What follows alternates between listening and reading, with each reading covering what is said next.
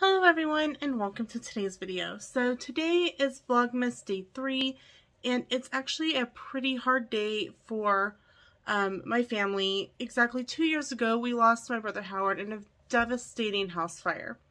One of the things that he was phenomenal at was cooking Chinese food, and he made his own hot chili pepper oil, and to this day I kick myself because probably about this time in 2019, we actually kind of had an argument.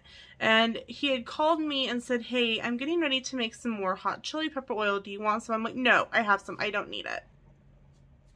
I will forever regret that. However, early in 2020, kind of when we were all at home, I was cleaning up some things in my kitchen, and lo and behold, I found a brand new jar of hot chili pepper oil. To say I was thrilled would be, I couldn't even tell you. I was actually on the phone with Yvonne from Myers and the Mouse, and I started to bawl, and she's like, do you want to call me back? And I used that jar of hot chili oil it lasted me just about a year. And so when I finished it over the summer, I was devastated. It was like I was losing him all over again. But I'm like, you know what? The best thing I can do to remember Howard is continue to cook. Because he just loved to cook.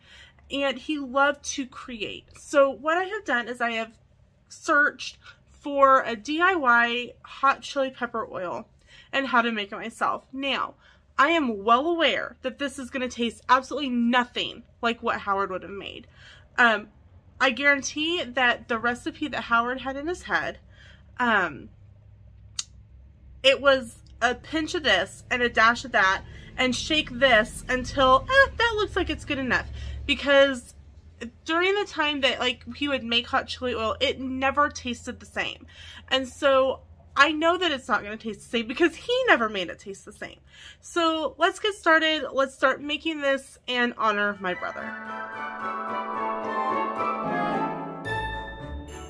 So the two websites that I am going to be referencing, and I will link them in the description below, are from chilipeppermadness.com and alphafoodie.com. And they both have their own way of doing things. I like a little bit more the Chili Pepper Madness website, but I like a little bit how the other website kind of processes. So let's just kind of get going and I'll kind of tell you the process.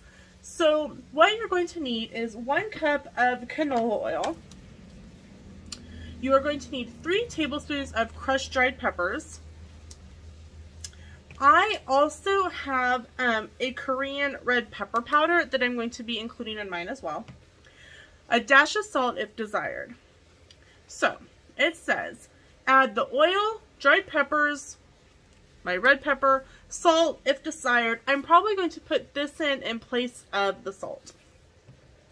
To a small pot and stir. Heat on medium-low heat and stir often for 5 minutes.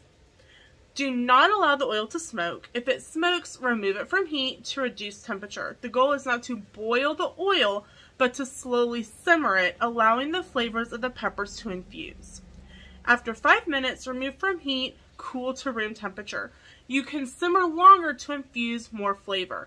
Now, one of the things I do know is this was an all-day process for my brother. Now, granted, he was making multiple jars of it because he would make it about once every 6 months when he started running out. You can simmer longer to infuse even more flavor. We said that. Pour it into a bottle or jar and seal it. You can strain it if you'd like. I don't strain it. Howard didn't strain it. I loved being able to get a scoop of the, spoon a little bit of the oil out and then dig into the bottom of it and get a good amount of red chili pepper flakes to go into whatever recipe I was making. It says, boom, done. Super easy. Soon you'll be making chili oils of your own and drizzling it over anything and everything. It says refrigerate and use within a month. And then it continues to go on. It says you can add other things into it like garlic and shallots and peppercorns, Szechuan peppercorns, etc., etc. And like I said, I will link these in the description below. It says the key to making a proper chili oil is to prevent the oil from getting too hot. which can burn your peppers and other ingredients. You don't want burnt crushed red pepper flakes. That just doesn't sound appealing. So, it does say straining the chili oil. If you prefer your chili oil strained, you can easily pour the finished oil through a thin sieve or even cheesecloth to remove the peppers and sediment, depending on how finely you chop and crush the peppers. Well, we're not going to crush them. We're just using ready-made crushed red peppers. So, because my kitchen's relatively small, it's hard to record over the stove. I am actually going to go to the kitchen, do this, and then we're going to come back and I'll show you the final product.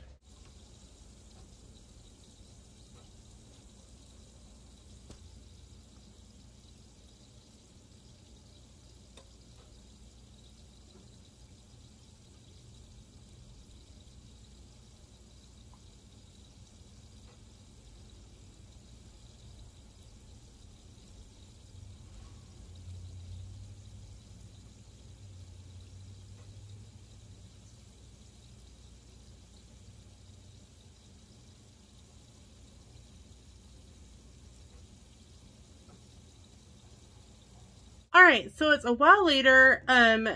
So I ended up making 3 of these small pint-sized jars of oil.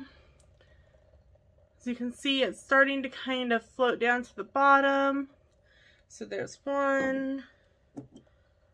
This one's the second one. It doesn't quite have as much stuff in it, but that's okay. And here is the third one. It seems to have more in it. So if I needed to, I could always spoon some of that into the other one. So I felt like this was a really great way to remember Howard today. It was really nice. I felt like really connected to him, and like in my head I heard him go, "You know that's going to start to smoke in a minute if you don't turn down the fire, turn down the fire, turn down the fire." Yeah. And that way that only big brothers can do. So I'm really excited to be able to try this in a dish. I will tell you, it smelled super warm.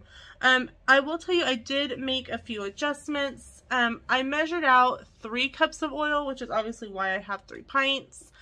And I did 9 plastic scoops of the crushed red peppers, pretty much 3 per jar.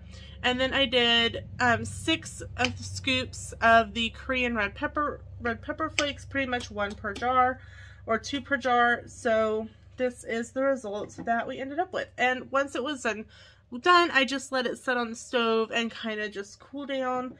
And I can't wait to try it in a recipe. So thanks so much for watching. Thanks for helping me remember my brother today. We will see you tomorrow for a new video for Vlogmas. Bye!